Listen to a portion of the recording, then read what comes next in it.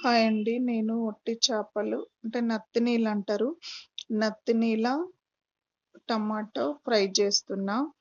Curry మాత్రం taste బావుంటది. Onions, టమాటా, పచ్చిమిర్చి,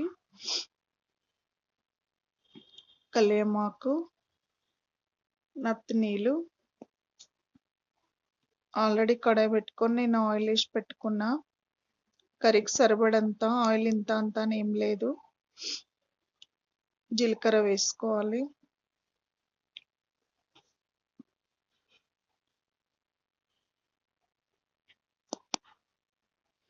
కర్రీ మాత్రం టేస్ట్ చాలా బావుంటది. ఒక్కసారి మీరు ట్రై చేయండి. నేను చేసిన ప్రాసెస్‌లో ట్రై చేయండి. చానా బావుంటది. కొద్దిగా జీలకర్ర ఏసిన నేను ఆయిల్ వేడైందా లేదా అని.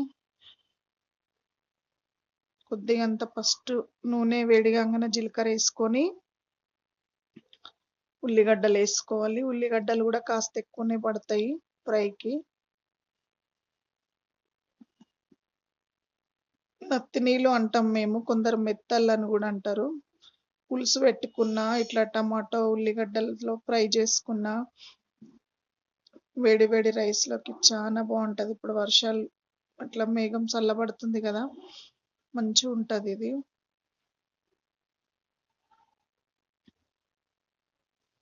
ఉల్లిగడ్డలు మంచి కలర్ వచ్చేంత వరకు వేపుకోవాలి.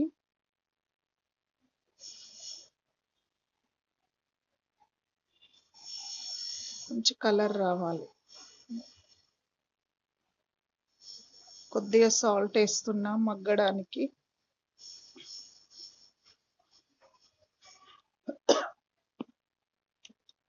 మంచిగా కలుపుకొని సాల్ట్ ఏసుకొని మంచిగా కలుపుకోవాలి. మగ్గేంత వరకు కలిపి వదిలేయాలి.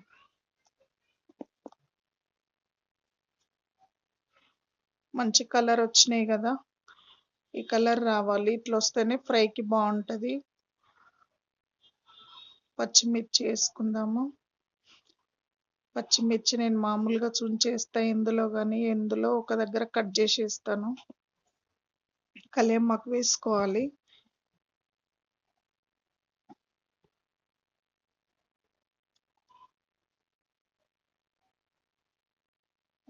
మంచిగా కలిపేసుకొని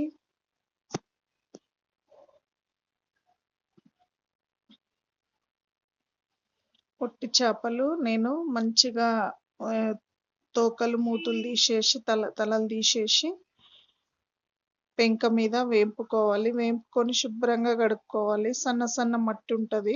ఇప్పుడు చేపలు గూడా ఏసేసుకోవాలి. చేపలు గూడా ఈ ఉల్లిగడ్డలతోని మంచిగా ఫ్రై గావాలి. మంచిగా ఫ్రై అయితేనే టేస్ట్ బావుంటది. చేప గూడా మంచిగా కడకయితది ఇట్లా.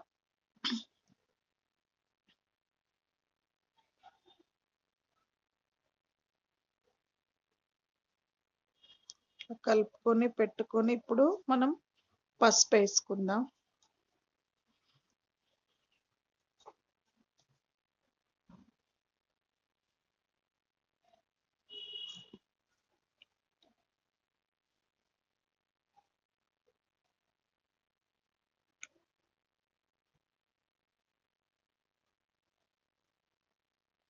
పసుపేసుకుందాం.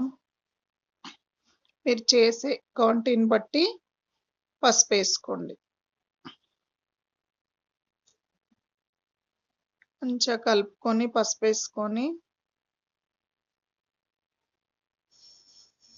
అల్లం వెల్లుల్లి పేస్ట్ గూడా ఏసేసుకోవాలి.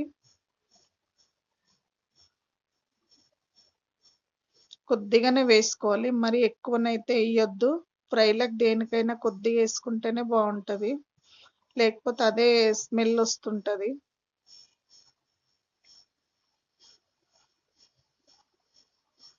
మంచిగా కలుపుకొని పచ్చి వాసన పోయేంత వరకు ఈ అల్లం వెల్లుల్లి పేస్ట్ మంచిగా ఫ్రై జేసుకోవాలి.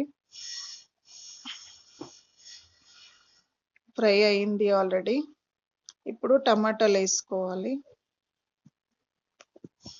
నేను చిన్న సైజుయి ఒక 4 టమాటాలేసుకున్నా. ఎందుకంటే ఒక చెటాక్ చేపలు మాత్రమే అవి.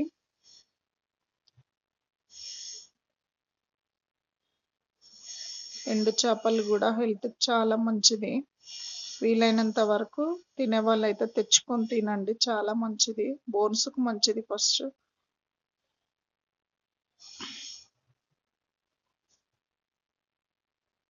సాల్ట్ వేసుకుంటే టమాటా మంచిగా నలిగిపోతుంది కనబడకుండా.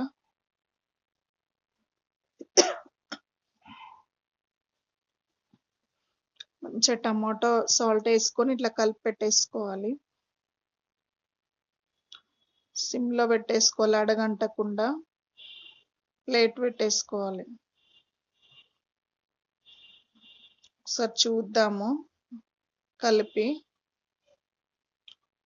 సాల్ట్ వేసి పెట్టేసినాం కదా, మంచిగా టమాటా మగ్గిపోయింది. మంచిగా టమాటా కనబడకుండా మంచిగా అట్లా కలుపుకోవాలి.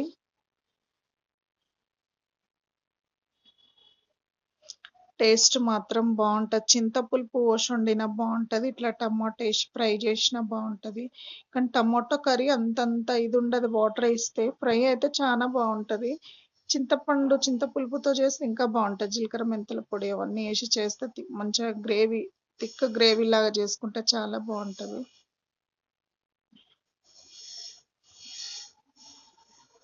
ఇట్లా నలిగిపోవాలి.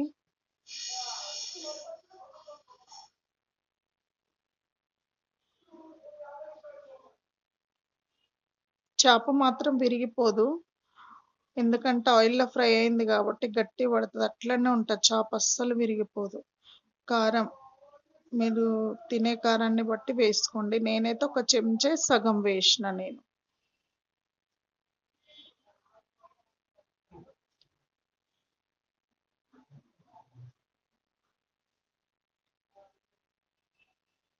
ధనియా పౌడర్ కొద్దిగా, అది కూడా ఎక్కువ వేసుకోవద్దు, చేదిస్తుంది.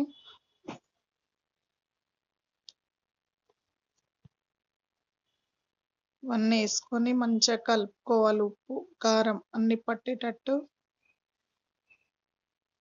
కారం మంచిగా పట్టేటట్టు కలుపుకొని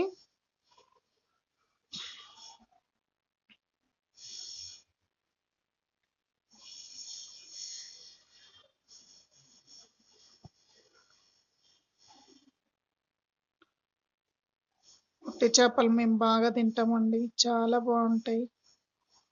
కొందరు తినరు. మూత పెట్టేసుకుందాం కలిపి. 5 నిమిషాలు అయితే కర్రీ రెడీ అయిపోతుంది. ఆయిల్ అంతా పైకి వచ్చేసింది.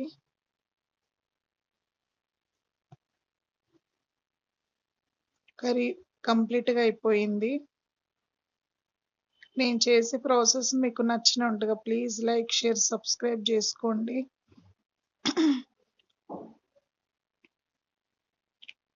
ఆల్రెడీ రెడీ అయిపోయింది కర్రీ, చాలా బాగుంటుంది. ఒక్కసారి ట్రై చేయండి, రాని వాళ్ళకి చెప్తున్నా.